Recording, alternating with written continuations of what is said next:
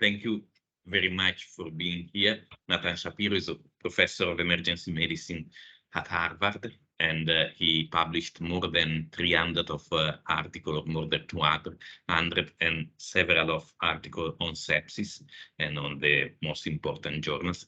So I think that is a real honor and privilege of having him here. And so thank you very much for being here. You're welcome. Thank you for having me. So it's nice to be here. It's nice to be able to come by Zoom, and it would have been nice to come in person. So maybe another time.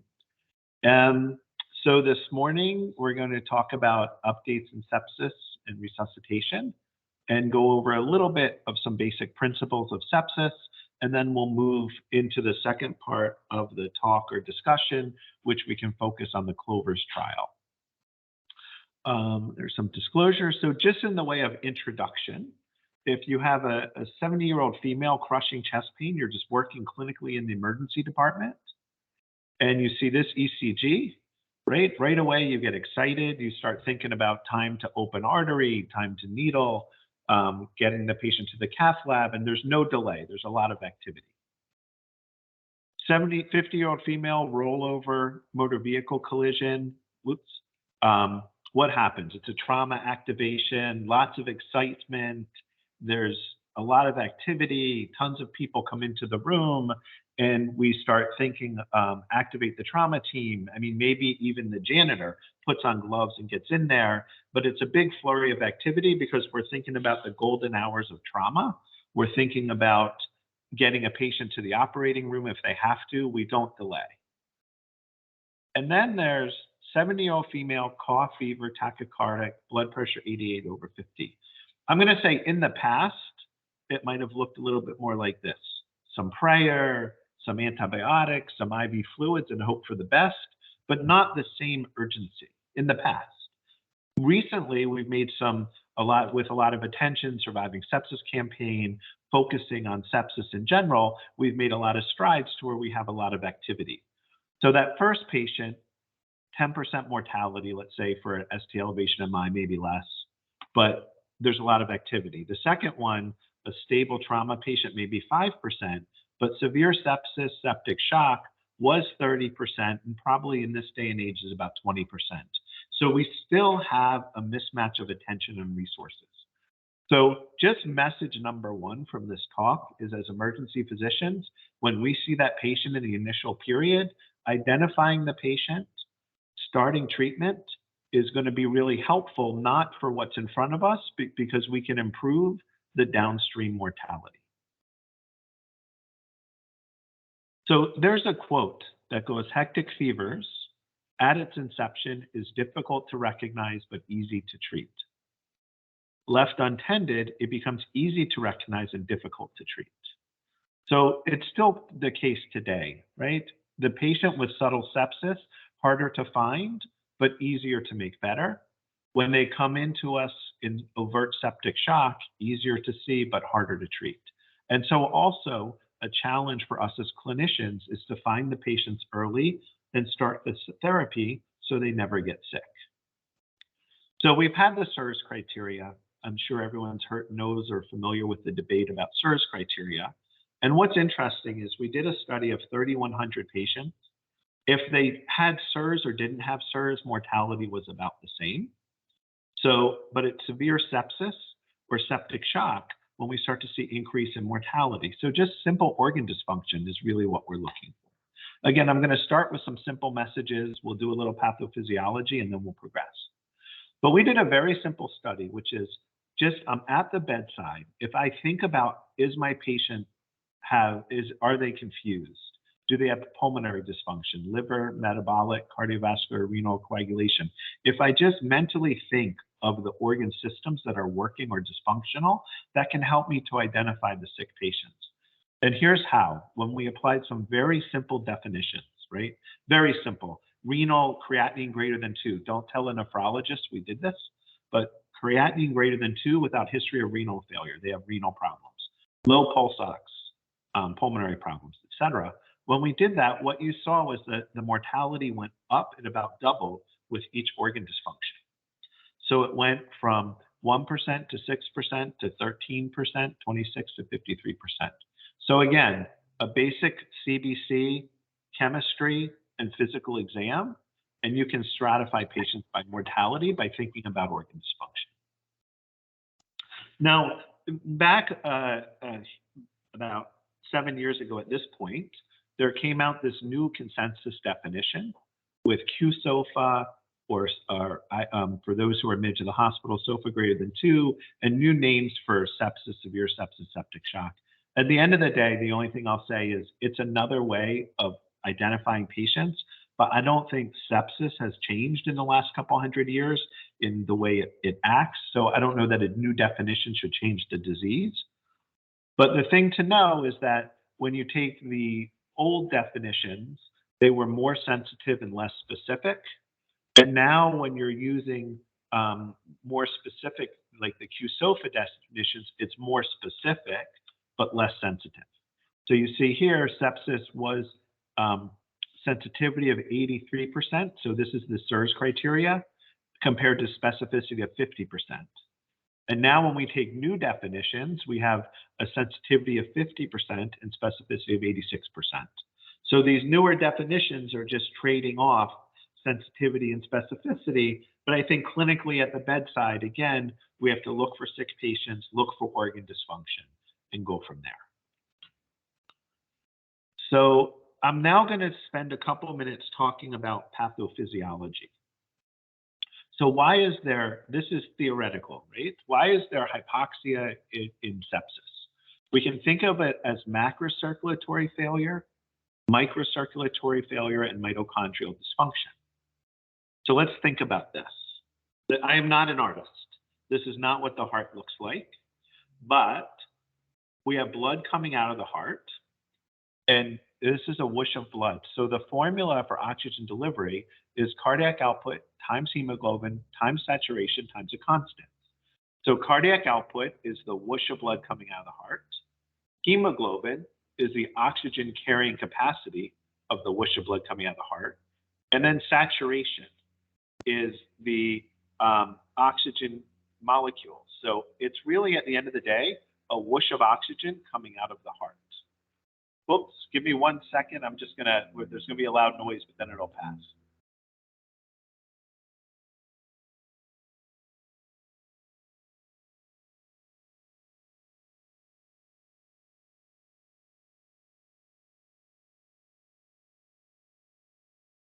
Okay, so we have a whoosh of oxygen coming out of the heart. It hits the microcirculation where it's distributed to the organs.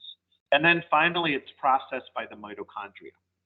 And the blood that goes back to the heart should be deoxygenated. It'll be more deoxygenated if there's higher consumption, and less deoxygenated if there's not as much blood being delivered or there's not as much blood being oxygen being extracted. So again, pathophysiology, this is a tool that looks under the tongue. This is a research tool, and it shows you videos like this. So this is the microcirculation, and you can see this capillary network that's able to deliver oxygen. So if you have microcirculation that looks like this, you're delivering oxygen in a good way. However, in septic shock, in the worst of patients, we see something that looks like this. If you look here, we have stopped flow or just no vessels at all. So if you're a molecule right here, you're not going to be able to get as much oxygen. And so this is microcirculatory failure. So we can't always see this, but it's existing. And there's surrogate markers like lactate that shows us this. So really, when we're assessing patients at the bedside, we have to look not only at the microcirculation, such as blood pressure and other variables, but think about what's happening with the microcirculation. And what we see in this particular study is patients come in with a the dark bars are survivors, the light bars are non-survivors. Patients come in with similar microcirculation. Those who can recover their microcirculation survive, and those who can't recover do not. Finally, mitochondria and sepsis. This is one way to think about what happens to mitochondria in bad sepsis. Sorry for my poor humor, but it looks something like this, right? Boom. So not a pathophysiologic representation, but if we think about it, the mitochondria stop, right? And so they stop in sepsis. And what we see, this is when we put a line into the right atrium and we make measurements of oxygen. Those who have normal levels of return, 20% mortality. Those who remain very hypoxic because we can't deliver enough oxygen, 40% mortality, which is higher, but also those who can't extract oxygen because either the microcirculation is blocked or the mitochondria is not working, also higher mortality. So when we're at the bedside of our patients, we have to think about the pathophysiology and try and do our resuscitation. Okay, so that's pathophysiology. Should I take a second to pause and see if anyone has any questions or discussion? Or we can also talk at the end. So, okay, here's therapy. So this is a quote from 1999. Over 13,000 patients have been enrolled in 23 multi-center placebo-controlled trials. Results have been generally disappointing with some spectacular failures. So what did we see? We saw that there was a lot of trials of anti-IL-6, anti-TNF-alpha, aspirin, just different things where we tried to block one part of a pathway or another, and we weren't finding any survival. Then in early 2000s, we had all these hopeful therapies. Activated protein C, which it basically was a thrombolytic type agent that sat between the coagulation pathway and the inflammatory pathway. Initially had 6% mortality. We tried steroids for adrenal suppression with a 10% mortality. We had intensive insulin therapy, 3% mortality, goal-directed therapy, 16% mortality, and then finally early and appropriate antibiotics, no randomized trials, but we know there's benefits. But subsequently what happened was we then had validation studies that showed that activated protein C, probably the risks outweighed the benefits. Steroids and adrenal suppression, there was too much secondary infection. And what we saw was blood pressure got better, but in the nice sugar study, there was secondary infection and overall survival was no good. Intensive insulin therapy, too much hypoglycemia. I'm sorry, that was nice sugar and no benefit. And finally, early goal-directed therapy. The initial studies looked really promising, but then a decade later, it looked like mortality had actually come down overall with sepsis, and we were treating patients more aggressively, and we no longer needed a protocol. So the idea of treating patients aggressively made sense, but not with the specific Rivers protocol. So here's where we'll transition a little bit over to a discussion of how much fluid should we give to a patient with severe sepsis during the initial phases. And what I'm actually going to do is I'm going to take a pause because I think we will have time to dive in a little bit more to the goal-directed therapy.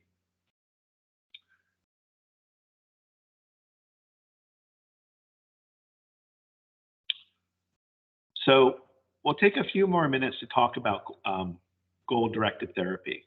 So what is this? And for some people on this call, maybe haven't even heard of this whole field. In 1988, I just want to do a little history lesson because I think it informs our thought process today. There was a study by William Schumacher, single center prospective study, 70 high-risk surgery and trauma patients. And what they did was gave supernormal oxygen delivery. So they increased the cardiac output, increased oxygen, and basically flooded the patients with oxygen. And what we saw was a mortality rate in the treatment group of 4% versus 30% in the control group. Almost too good to be true. These findings were confirmed by Boyd, and there was a whole era. So this is, to be honest, when I was a medical student, a whole era of goal-directed therapy where of supernormal oxygen delivery where we just flooded patients with oxygen. Then what happened was in 1995, a study came along by Gattinoni, local to Italy, that 56 sites, multi-center prospective trial, 760 high-risk patients, lots and lots of oxygen, and nobody did any better. So no matter how much oxygen they gave, they couldn't make the patients better. Now, Schumacher, who started this whole thing, did a meta-analysis where he took a look and said, you know what? If I look at the difference in the studies of after organ onset goals to supernormal after organ failure compared to before organ failure, in the studies where you got to patients early before the onset of organ failure, there was favor to survival. Whereas if you waited till it was too late, no benefit.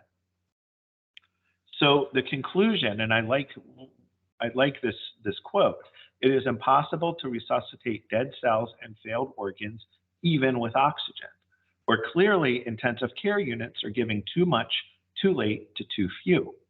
And that's the role for emergency medicine, is to come in and identify patients early.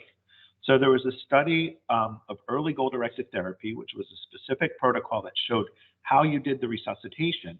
But the most important part was it was early care, physiologic endpoints, and it facilitated an early aggressive resuscitation.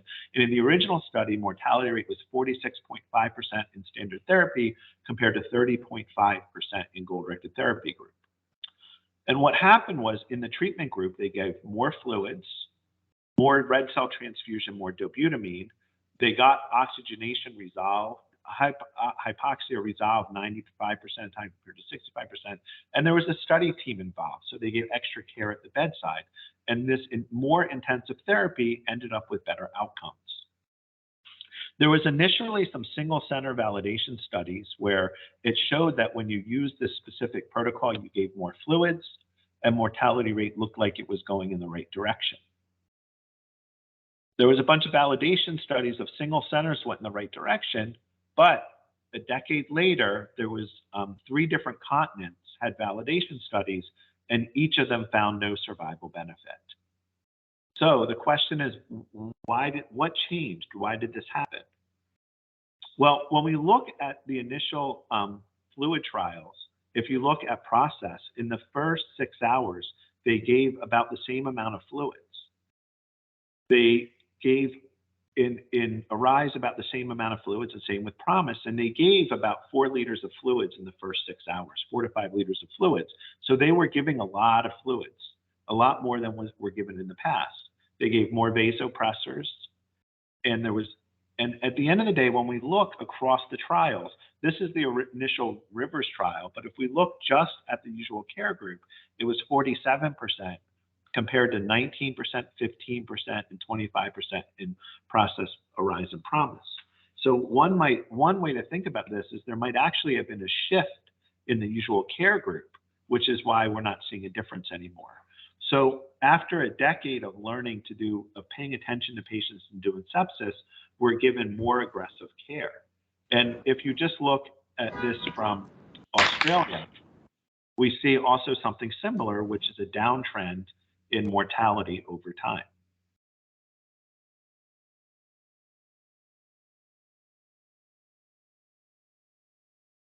So that brings us back to where we had left off before.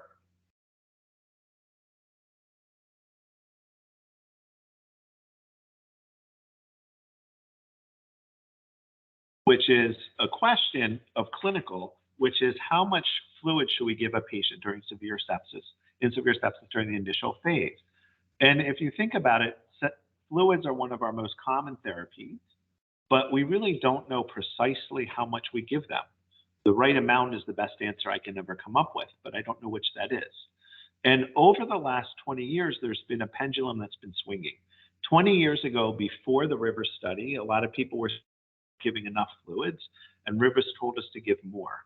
More recently, people have been saying we're giving too much fluids and we need to give less. But the truth is, up until more recently, there hasn't been a lot of data for the topic. So a liberal fluids approach where you give a lot of fluids, there's theoretical advantages. One is you might augment preload to increase cardiac output. This will let you decrease the amount of vasopressors you're using and the detrimental effects that go along with it. You can also increase microcirculatory flow. And currently, one might say we give a lot of fluids just empirically, depending actually where you are in the world. In the United States, we tend to give a little bit more fluids, England a little bit less. Italy, I'm not as certain what the practice is, but I believe it's less than the United States. The other approach is conservative fluids, where what you're doing there is reducing overall fluids and positive fluid balance. You're using early vasopressors to treat vasodilation. So the problem is the vessel, part of the problem you're having hypotension is the vessels vasodilate. So you're using a pharmacotherapy, you're using a drug to treat the dilation. If you give less fluids, you might prevent worsening pathologic edema. And there's plenty of observational studies showing that fluid balance is associated with poor outcomes. So let's talk about that a little bit. There's a lot of studies out there talking about the association between negative fluid balance and better outcome. However, there's also the problem is there could be some confounding by indication, which means if your patient is doing well, you stop giving fluids. If your patient is sick, you might be chasing them with more and more fluids. So the problem might be a little bit the sick patient that you're trying to chase with the fluids, not necessarily the fact that fluids are giving you worse outcomes. There could also be some pathophysiologic explanations. So what happens during sepsis? You can get glycocalyx degradation. So glycocalyx is it's the lining. Let me just show you. So the glycocalyx is the lining of the endothelium. It sits on top of the endothelium, and it lines the endothelium to provide a barrier from the neutrophils and other problems. When you're healthy, you have this protective layer. It's like hair-like structures. However, when you get sick from either sepsis or extra volume, you can actually degrade the glycocalyx, and that can expose the endothelium, and you can get fluid loss. You can also get transmigration and damage through to the glycocalyx. So we've also seen an association between fluid administration and glycocalyx degradation. So these are patients, and the first thing that happens is the more sick you are, so this is septic shock, severe sepsis, and sepsis, the more sick you are, the more glycocalyx degradation you have. But also we saw an association between the more fluids you got, the more glycocalyx degradation you have. So independent of disease severity, for each 1 liter of fluids, you had more glycocalyx degradation. So these are other theoretical problems to why fluids might be bad. So if we think of data in support of conservative approach, we have the observational finding between fluid balance and volume and adverse outcome. As we said, there could be confounding by indication, and it's possible fluids are just a good sign that somebody's sick. And then you also have the trials from Africa, such as the Feast trials, which actually showed benefit for a conservative approach. Also, if we look at it big picture, before goal-directed therapy, we tended to use a conservative approach. After the initial studies, we started giving more fluids over time. There was a shift, and we're giving these fluids. And so if you look at, I just took the usual care arms of these different trials, before Rivers study, after Rivers. Since 2000, we're giving more fluids, and we see a mortality go down. But however, that's just poor scientific design. This is just guessing and hand waving and not well-conducted trials. And that's what we've come into now. So now we have 2 trials. The first one is out of the Netherlands, out of Denmark. It was 1,554 patients.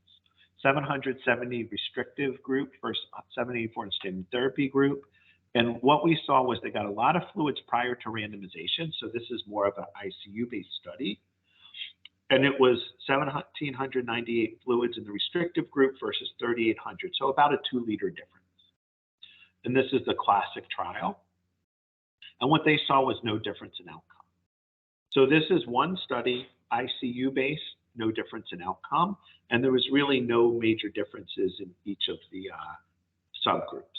So that was a study that happened before ours. And for the rest of our time, we'll talk about the study that we did, which is the Clovers trial published in New England Journal. These are my co-investigators. And our hypothesis was that a conservative or restrictive approach, which we thought of as early vasopressors followed by rescue fluids, versus a liberal approach or fluid-centric approach. Fluids followed by rescue vasopressors will reduce 98-day mortality before discharge home and sepsis-induced hypotension. So multi-center trial, It wasn't blinded. The intervention was a 24-hour fluid and vasopressor titration strategy. We kind of said for 24 hours, please take this approach, and a restrictive one, or for 24 hours, please take that approach, a liberal one. Mortality prior to discharge by day 90. We plan to do 2,320 patients with a 90% power, looking for a 4.5 absolute difference. We had an interim analysis at 1/3, 2/3, and final, and the study was actually stopped at 2/3 because they said more patients isn't going to change the answer. It was enrolled in 60 hospitals across the United States. The inclusion criteria: age greater than 18, suspected or confirmed infection, and low blood pressure, not necessarily overt shock. Blood systolic less than 100 or MAP less than 65 after at least 1 liter. So if you had a blood pressure in this range, you were in the trial. Exclusion is 4 hours elapsed since meeting inclusion criteria, so we got to them early. You couldn't be have been in the hospital for more than 24 hours, though about 90%, as you see, were enrolled in the emergency department, and sepsis had to be the main thing. And the treating physician had to be willing to both give additional fluids and use a restrictive protocol. So if somebody had heart failure and fluids in the lungs, etc., then a clinician wouldn't want to give them more fluids, so they weren't in the trial.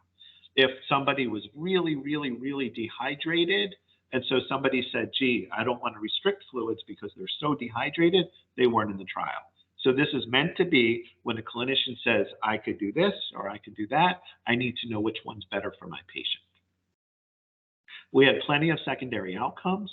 And so this is the restrictive protocol. You started the restrictive protocol, you stopped fluids. You said, does a patient have a low blood pressure where they need support? If so, let's give norepinephrine. You can add a second vasopressor if you need it. Now, there were certain circumstances where we said the blood pressure is so low, or we've dialed the norepi up to 20 mics and they're still hypotensive, the lactate's greater than 4 and rising, their heart rate is greater than 130, where in those instances, you could then give what we call rescue fluids.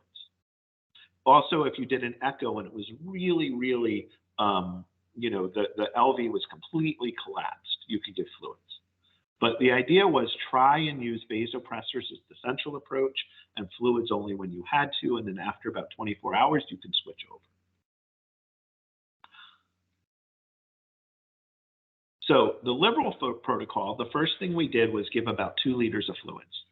So we said we give about 2 liters of fluids, and then from there, if there's any reason to give fluids like low blood pressure, low urine output, high heart rate, etc., any measured or any clinical assessment that the clinician did, anything where they said, I think I should give extra fluids, you were allowed to give fluids.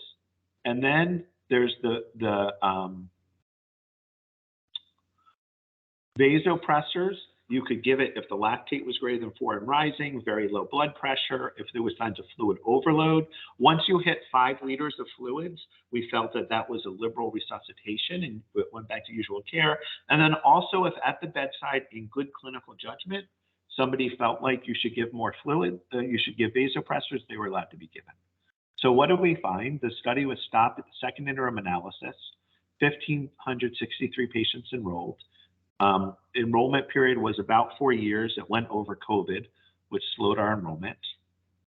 There was 700 in restrictive, 780 in liberal. The reasons that patients were not enrolled, the number one was that we couldn't get consent, which is a little bit of a vigorous process in the United States. And there was also some where the MD said, I don't have equipoise, meaning I really think this patient needs a lot of fluid, so they weren't included. This was for the United States, a typical population, 68%, 70% white, 16% black, 47% female, etc. And when we look at comorbidities, also typical for the United States, 29% diabetes, 11% congestive heart failure. So these patients were in the trial, and 4.7% end-stage renal disease. You see 92% were enrolled in the emergency department, and 61 minutes was the median time from eligibility to getting enrolled. So we got to these patients quickly. The average amount of fluid given before enrollment was 2 liters, which is consistent with roughly the Surviving Sepsis Campaign initial bolus. So we weren't really assessing that. They got about 2 liters first, and then we said, what do we do? Did we have a trial? So 2,300 cc's in the liberal group compared to 500 cc's in the restrictive group for about 1,800 cc difference. Over 24 hours, 2 liters. So 2 liter separation between the groups. Vasopressors was 59% in the restrictive group, 37% in the liberal group. Time from randomization to first vasopressor was shorter in the restrictive compared to the liberal. So again, liberal got about 1/3 of them got vasopressors, but it happened later. And the duration was shorter. So when we look at the fluids, we see that before randomization about the same. Then patients in the liberal group got 2 liters, went out to 3,400, 5,400 if you consider pre-randomization plus. So it's about a 2 liter difference throughout. As far as vasopressors, they got more often, earlier, and longer. So the first question we had to ask ourselves was, did we have a clinical trial? And we submit the answers yes, because the liberal group got more fluids, the restrictive group got more vasopressors earlier and longer. We tested 2 groups. What did we see? Well, no difference between the outcomes. So despite this big difference in approach, we did not see a difference in the outcome with 14% mortality in the restrictive group compared to 14.9% in the liberal group, or a difference of 0.9%. When we look at secondary outcomes, organ support failure, organ support free days was the same, ventilator free days the same, 28 hospital day free days the same. If we looked at kidneys, change in SOFA score, ARDS onset, this one's important, new intubation. It was the same between the 2 groups, even though this one group was getting a lot more fluids, and serious adverse events was also similar. So were there any important subgroups? Not really, none that were statistically significant. There's 2 worth considering. The first subgroup is chronic heart failure or congestive heart failure. Really no difference if you had heart failure or you did not. End-stage renal disease, it wasn't statistically significant, but it did favor restrictive. So some people might interpret this to say that since in end-stage renal disease, I might take a more restrictive approach, but it wasn't statistically significant. This is also interesting. Other metrics. So in the United States, typically you have to give vasopressors in an intensive care unit. I'm not sure how it is in Italy, but because of that, the restrictive group actually had more use of the ICU, both in the first 24 hours during the protocol, and that persisted. So some people might say that I can give more fluids and prevent the ICU, and mortality is the same. So that might be a rational approach, but it's just, I think everyone needs to interpret the data. The other thing that was interesting, and we knew of this going into the study, was before we started the study, there were some hospitals such as mine who would use vasopressors through a peripheral IV, whereas other hospitals only central access. So we wrote into the protocol that you were allowed to use the vasopressors through a peripheral IV, and that was used. So in the restrictive group, about 310 patients had vasopressor infusion through peripheral IV, and in the liberal group, 190 for a total of 500. There was only 3 complications, or 0.6%. Each of those complications was extravasation, and each of them resolved without treatment. So this is just data in support of the safety of that practice, that in 500 patients, it was okay. It's possible for a complication, but in 500 patients, there was 3 extravasations, in all cases okay. So this is just the last slide. So things to think about. The results apply to the types of patients enrolled in the trial. If you were really, really dehydrated, if you were really, really fluid overloaded, we didn't enroll you. But in that middle ground, we enrolled you. All patients got an average 2 liters prior. You were, because of the protocols, when you look, such as the liberal protocol, any measure, there was personalization at the bedside. So this was not one size fits all per se. This was try one approach first, and if that doesn't work, use the other, versus try a second approach, and if that doesn't work, use the other. The use of hemodynamic monitoring was allowed, echoes, non-invasive, et cetera, but it wasn't very common, and it wasn't studied in the trial. We chose in our trial design not to have a wild type arm or one where we didn't know what was going on. So it was two protocolized approaches. It's possible that there's subgroups or endotypes, certain characteristics of patients not identified in our subgroup analysis, maybe something identified through molecular testing, where there might be a subgroup that we haven't defined that does do better with fluids, or there might be a subgroup that does do better with restrictive. We haven't identified that. And future efforts to improve outcomes may focus on other aspects of sepsis care. What do I mean by this? We've argued, I've spent the last 20 years of my career arguing about how much fluids to give, and maybe the answer is everyone is right, give enough, and there's a range with which you can give of fluids and vasopressors where you'll end up with the same outcomes, and we need to turn our attention to novel therapeutics or other ways of helping our patients. So the conclusion is fluid restrictive strategy as compared to fluid liberal strategy used in this trial did not result in lower or higher mortality prior to discharge home with sepsis-induced patients with sepsis-induced hypertension. So let me stop the lecture part or presentation there, and I'd be more than happy to engage in a discussion. Thank you. Thank you very much. Thank you. Nathan. That was a brilliant presentation. I think we did many very interesting things. I open the discussion if someone wants to ask question or say anything. In the meantime, I would like to ask to you hundreds of questions. The first one is before doing the trial, what was your feeling and what did you would you like to that the liberal or restrictive strategy win?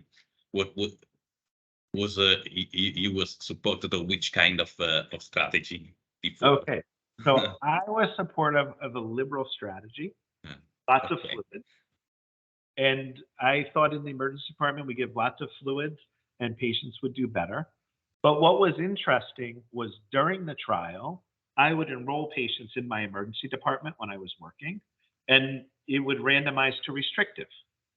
So what I learned during the trial was that if I used a restrictive therapy, I turned on the vasopressors, I could make the blood pressure better.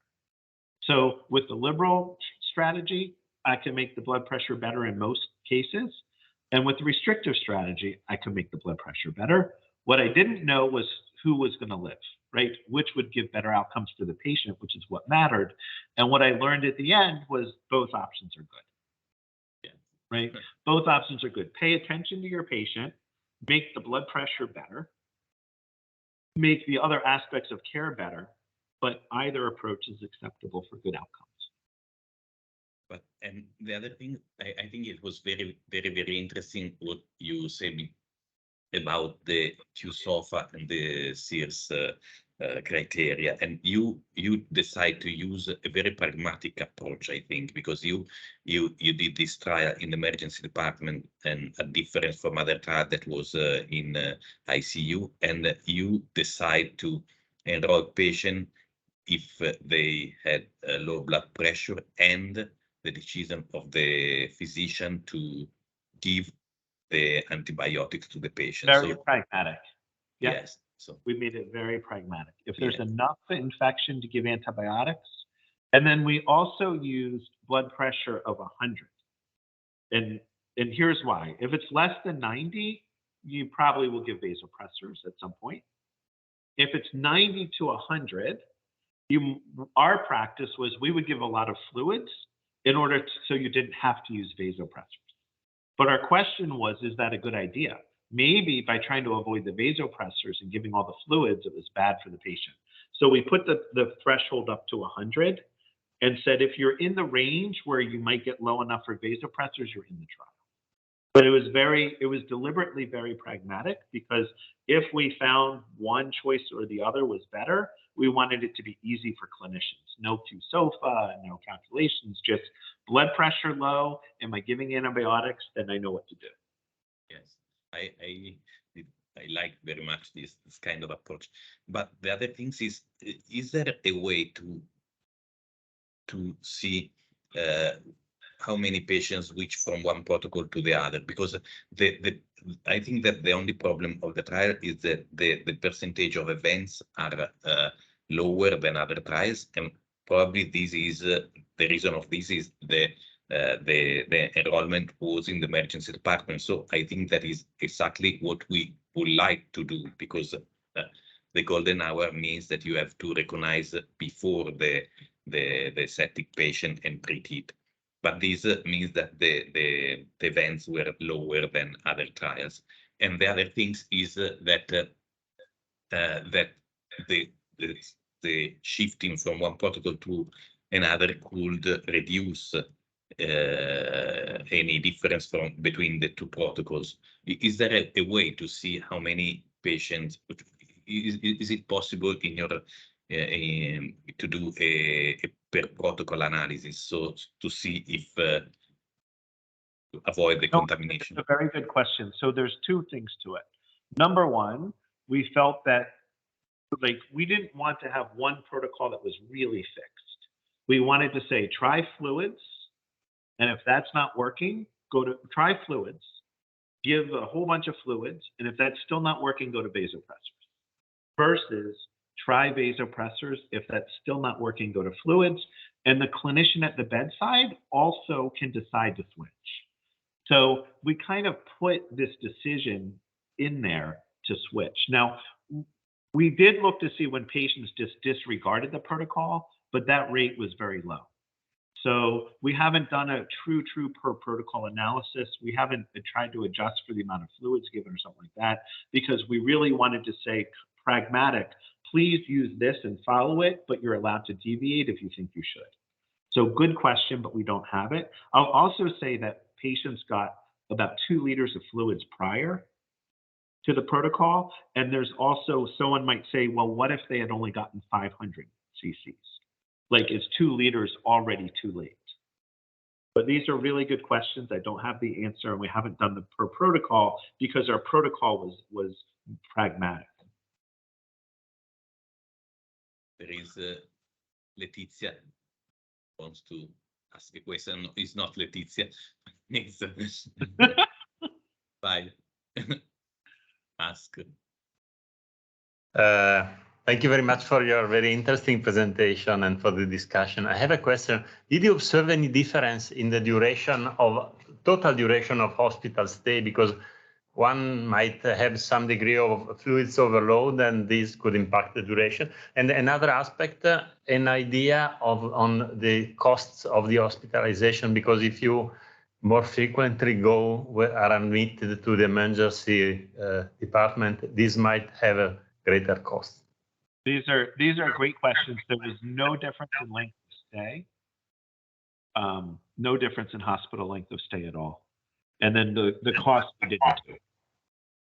But okay, when the length of stay is the same, the cost tend to stay the same as well. Okay, thank you.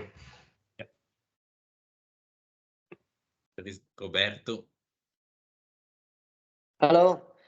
Thank you very much for your great presentation and the great idea. I think you realized what was a dream for all of us to set a randomized trial on fluids. However, I have a couple of questions. One is I'm not that sure I got right one of your conclusion about the choice, the prediction of the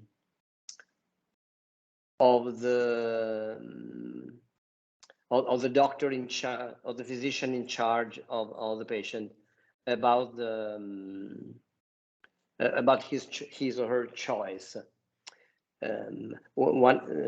This is one question, and the other question is about the capillary refilling.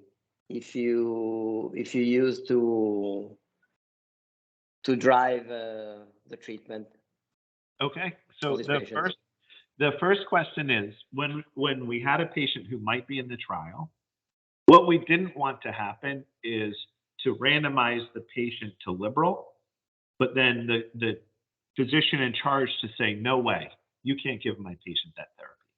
So what we did was before we randomized the patient, we said, listen, you may believe, like I believe in fluids, but I would accept a restrictive approach because it's within the range of what clinicians are doing. So we say for this patient in front of you, would you be willing, is it safe for them to be in either arm of the trial? And if they said, no, my patient is profoundly dehydrated, they've had diarrhea and vomiting for 5 days, no, I can't do a restrictive approach for that patient, then they couldn't be in the trial. And if they said, yeah, both are reasonable, they were in the trial. That's number one. And for cap refill, in the protocol where I showed you any clinical assessment, so cap refill could be a clinical assessment, but we didn't specify cap refill one way or the other, nor do we know how much people use it. Okay. So it's not a risk to have a selection bias? Look, so if the question was any patient that has sepsis, should I put them in the trial? Should I use this protocol or that protocol? Then there would be selection bias. But what we did was we said, look, we need to be logical. If there's patients who have heart failure, I've done an X-ray, they have fluids everywhere, you can't then safely give them all these fluids, right? That patient we know should be restrictive. And if we have a patient who's really dehydrated, that patient can't be restrictive, they need to get fluids. So we really tried to get the area in between where the physician's scratching their head saying, okay, which way should I go?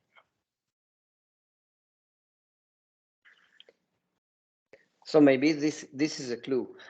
You have to choose what you think is right for your patients. Yeah, and knowing that thinking about the amount of fluid. Yeah, and knowing that in the middle, either high or low.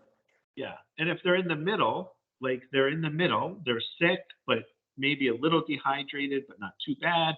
They're in the middle, either choice is going to be okay. Pay attention to your patients, give them antibiotics, get source control, and look for the next novel agent, because a little more fluids or a little less fluids is not going to make a difference.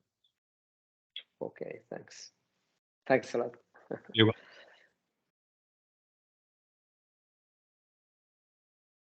Any other question? In the meanwhile, why did you choose to do a superiority trial and not a non-inferiority trial? Or because you did a superiority trial, but you conclude for non-inferiority because you say there's no way to continue the trial because even if one treatment is better than the other, it will be not clinical relevant. Yes. Yes.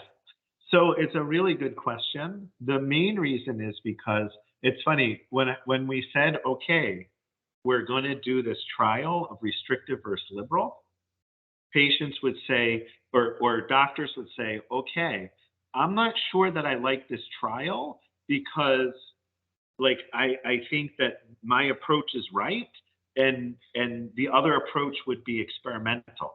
But then I would say, okay, what approach do you do? And some people would say liberal and some people would say restrictive. So then the reason we didn't do a non-inferiority trial is we didn't know what the standard would be.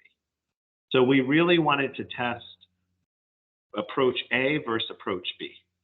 But you're right, we did a superiority trial and then we decided that one wasn't better than the other. The other thing I'd like to point out too is our estimated mortality rate was 15% before the trial. So we powered it on 15% as the reference, and our liberal fluid arm was 14.9%. So we were both lucky and good, but but it was, we had a feeling that we were going to see about a 15% mortality because of the emergency department and because of the lower blood pressure and because the patients didn't have to go to the ICU.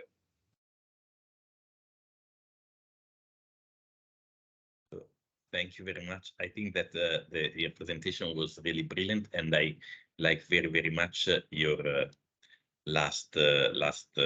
so the concept that probably, as in many way in emergency medicine, I think that there are many evidence, but we have to reason and to decide on the single patient. So I think that your trial is exactly this message, and so I think that is very important for our residents and for all of us. I think so. Thank you so much. Thank you very much. Yes, and if you, when you come in Italy, if you need anything, really ask us. Okay, well, probably you will know more Italians than us, but if you need anything, in Italy, you will have liberal fluids. Yes, in terms of Yeah, wine, but a different kind of fluids, probably. Yes, yes. Thank you so much. Thank you. You're welcome. Bye, everyone. Thank you. Bye Bye. Thank you very much. Thank you.